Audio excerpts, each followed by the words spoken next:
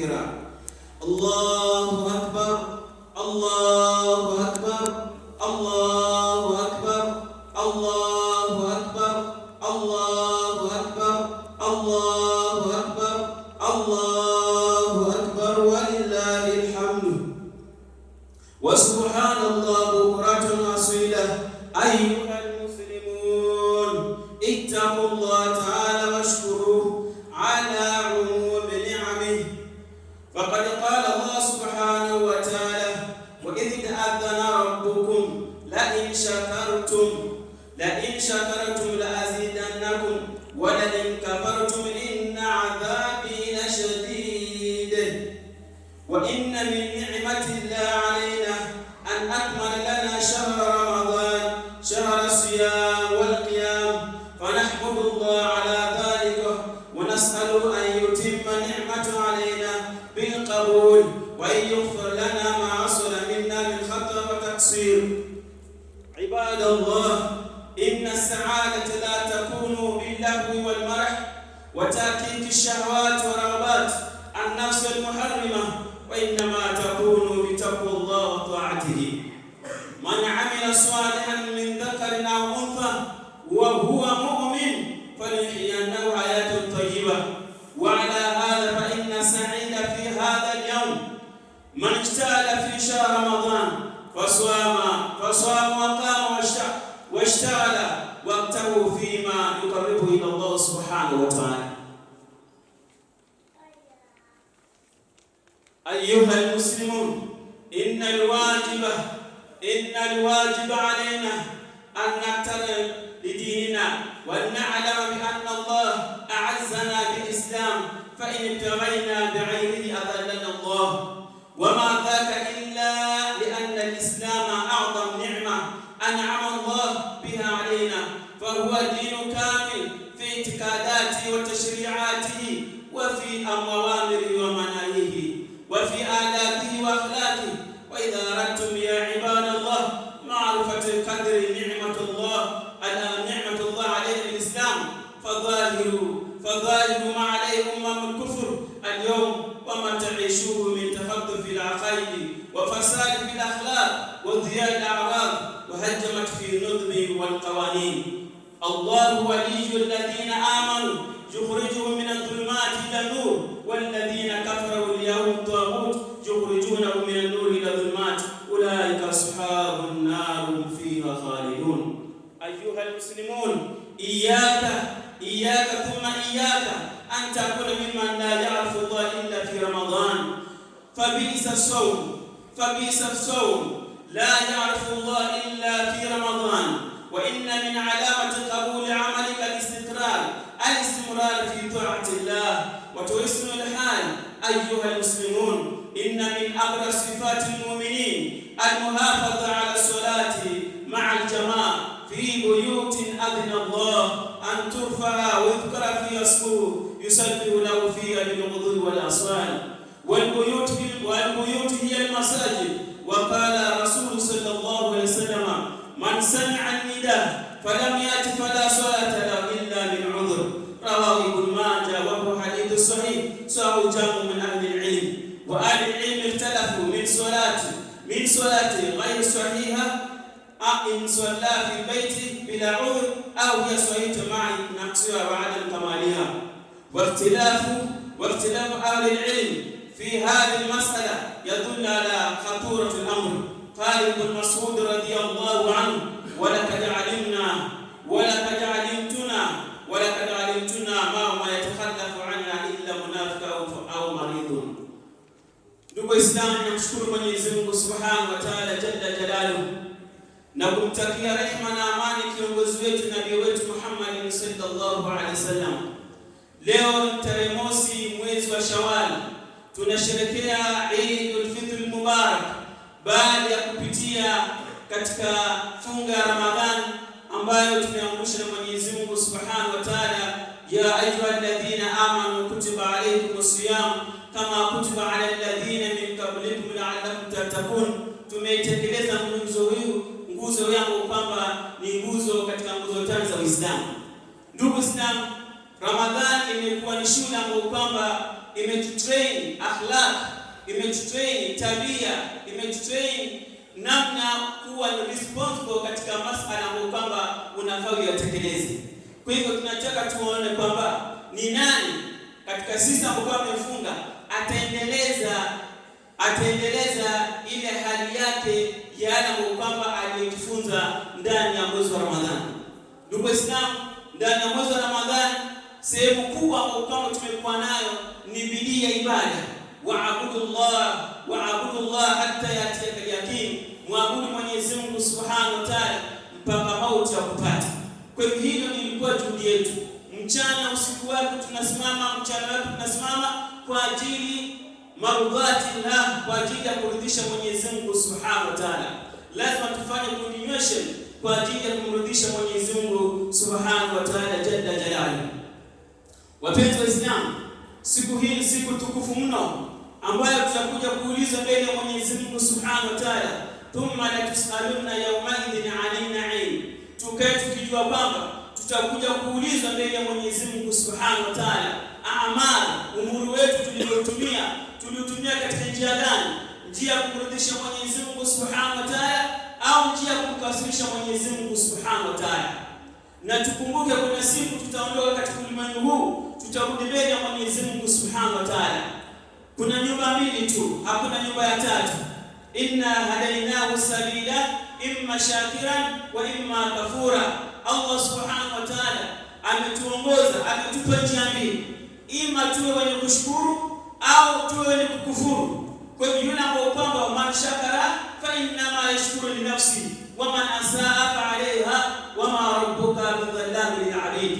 Mwenyezi Mungu Subhanahu wa Ta'ala anatuambia yeyote ambaye kwamba atakayeshukuru ashukuru kwa ajili ya nafsi yake, na yule ambaye kwamba atakayekufuru neema ya Mwenyezi Mungu Subhanahu wa Ta'ala aelewe kwamba kufuru hii itamrudia mwenyewe na Mwenyezi Mungu Subhanahu wa Ta'ala jalla jalaluhu, basi yeye hana dhulma yote kwa waja wake.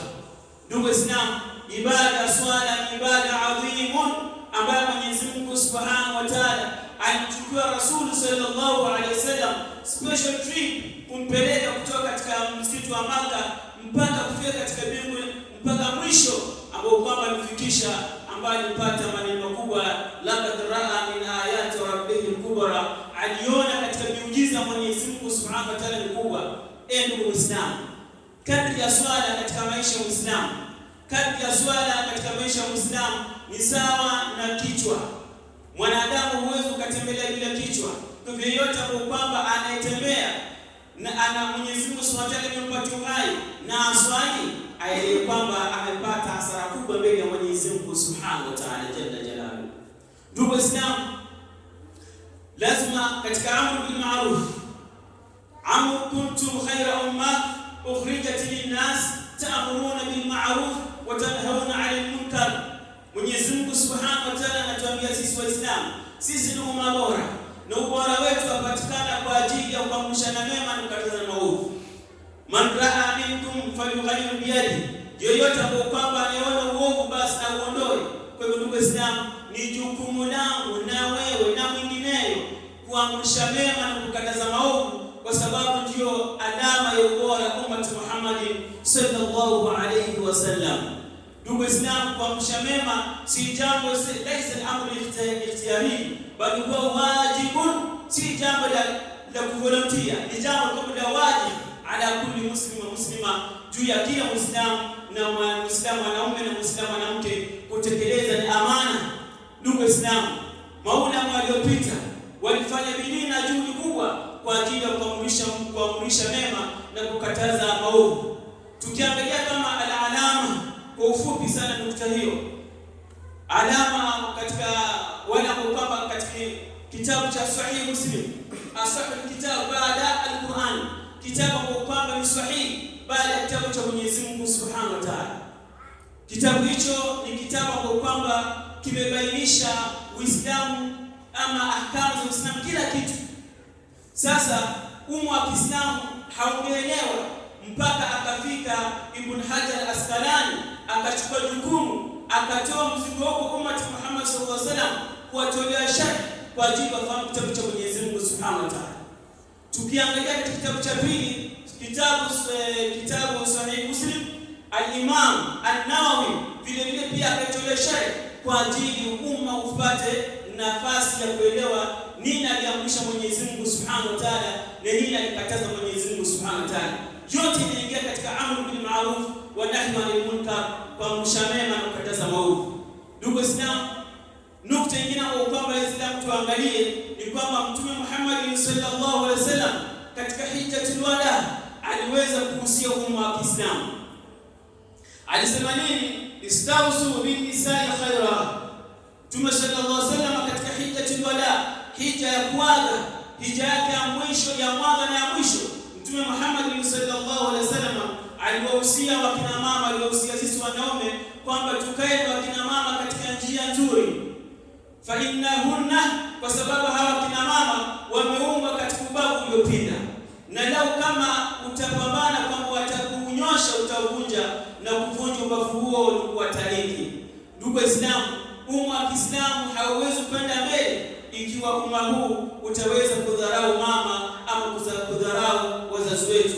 Wa qadara rabbuka alla ta'budu illa iyyahu wa bil walidayni ihsana. Allah Subhanahu wa Ta'ala ametoa hukumu, ametoa ruli kwamba asiabudie mwingine isipokuwa yeye Mwenyezi Mungu Subhanahu wa Ta'ala, na wazazi wawili tuwafanyie wema. Ndugu Waislamu, yafaa tutujie nukta hii. Anakuja sahaba mmoja kwa Bwana Mtume Muhammad sallallahu alaihi wasallam, anamwambia ya Rasulullah, hal baka min birri walidayya birruma ba'da mautihima. Je, kuna wema wote ambao kama umesalia baada ya wazazi wangu kuondoka ambao kama naweza kuwafanyia wakaweza kufaidika?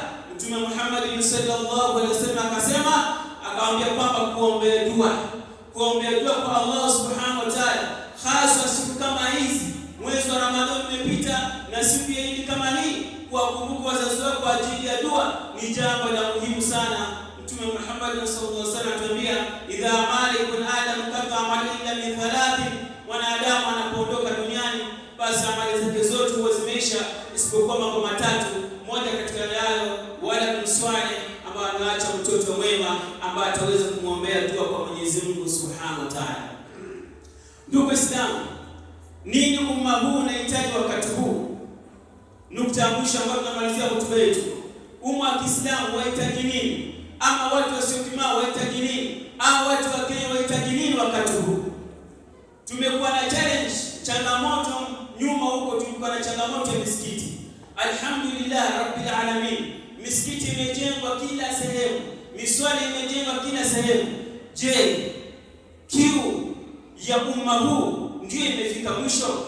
Bado kuna changamoto nyingi ambapo kwamba yafaa tutekeleze. Leo tuna misikiti. Je, kuna mahali, kuna shule ambapo kwamba zitakuwa ni masna da'wa ambayo kitakuwa kinaandaa vizazi ambao vitakuwa tunafanya dawa? Je, kuna sehemu ambapo kwamba itakuwa ni masna duat, kiwanja ama chuo cha kuunda wanazuoni ambao kwamba watakuja kusimamisha umma? La, bali changamoto, ndugu zangu Waislamu, changamoto si misikiti, bali changamoto ni markaz ama sehemu za kusomea. Ndugu Waislamu, tuje pamoja kama Waislamu tuangalie kwamba ni nini ambacho kwamba watu huu kwa wakati huu inatuhitajia sana. Kinachotuhitajia ni elimu. Ummatukum ummatan wahida walam takun ummatun mutafarriqin. Umma huu ni umma mmoja na utafikia mahali kama umma huu utakuja kukatana mapande. Kwa hivyo umma huu hawezi kwenda mbele isipokuwa kwa elimu. Inna al-islam la yabqa illa bil-ilm. Hakika Uislamu hautabakia ndani ya nyoyo zetu, ndani ya umma huu, kama watoto wetu hawataweza kusoma mambo ya dini na mambo ya secular education. Imam Shafi'i rahimahullah ta'ala aliwahi kusema, man arada dunya fa alayhi bil ilm wa man arada al-akhirah fa alayhi bil ilm. Yoyote ambaye anayetaka dunia basi ni juu yake kusoma, na yule ambaye anayetaka akhera vile pia ni juu yake kusoma. Kwa hivyo Uislamu adini mabniun ala ilm, dini ya Uislamu inayokuwa imejengeka kwa ajili ya elimu. Khitabu ya kwanza au maneno ya kwanza yaliyoteremkia Nabii wetu Muhammad sallallahu alaihi wasallam ilikuwa ni elimu. Ndio kwa sababu kila mara tusimama hapa mbele tutangaza basi tuna shule yetu ambayo inafaa tujenge, iwe ni mamba alilmu, iwe ni chimbuko la elimu ambapo kwamba elimu itakuja kusambaa katika kila kona ya dunia. Kwa hivyo si lingine isipokuwa ni shule yetu ambayo kama tumeanzisha, ambayo umma huu ama wazee wa msikiti huu wana ari kubwa kwamba Waislamu waweze kufaidika, hawa watoto wetu wapate malezi ambayo kwamba yataweza kuwafaa fi dunia wal akhirah. Ndugu Waislamu, tumuogope Mwenyezi Mungu Subhanahu wa Ta'ala. Mtume Muhammad sallallahu alaihi wasallam akhira anasema, man 'asa Allah fi yawm al-Eid faka'annama 'asa Allah fi yawm al-Wa'id. Yoyote ambaye kwamba atakayemwasi Mwenyezi Mungu Subhanahu wa Ta'ala siku ya Eid ni yule kana kwamba amemwasi Mwenyezi Mungu Subhanahu wa Ta'ala siku ya Kiyama. Ndugu Waislamu, siku ya Kiyama ni siku nzito ambayo kwamba haifai kuiletea mchezo, kama alivyosema Mwenyezi Mungu Subhanahu wa Ta'ala, yawma naqulu li jahannama hal imtalat wa taqulu hal min mazid. Kumbukeni siku ambayo kwamba Mwenyezi Mungu Subhanahu wa Ta'ala atakapokuwa amevurumisha watu wameingia ndani ya moto, anauliza Jahannam, ewe Jahannam umejaa? Jahannam itasema hal min mazid, je kuna waziada? Wa uzlifatil jannatu lil muttaqina ghayra ba'id. Basi wakati Mwenyezi Mungu Subhanahu wa Ta'ala atawakurubisha waja wake na janna kwamba itakuwa mbali. Kwa hivyo ndugu Waislamu, tumcha Mwenyezi Mungu Subhanahu wa Ta'ala na tukumbuke kwamba saumu haijaisha, funga haijaisha, funga bado ipo. Aliyosema Mtume Muhammad sallallahu alaihi wasallam, yoyote ambaye kwamba atakayefunga Ramadhani kisha afarishe siku 6, Mwenyezi Mungu Subhanahu wa Ta'ala atamjaza kama yule ambaye kwamba aliyefunga Ramadhani, aliyefunga mwaka mzima. Kwa hivyo hiyo ni jaza ambayo kwamba tumeahidiwa na Bwana Mtume Muhammad sallallahu alaihi wasallam, wa ma yantiqu 'anil hawa in huwa illa wahyuha, ambapo kwamba alikuwa hazungumzi kwa utashi wake, bali alikuwa anazungumza nyuma ya wahi aliyoteremshwa na Jibril alayhi salatu wasalam. Kwa hivyo ndugu Waislamu, tumche Mwenyezi Mungu Subhanahu wa Ta'ala. Alhamdulillah rabbil alamin wa jazakumullahu khairan.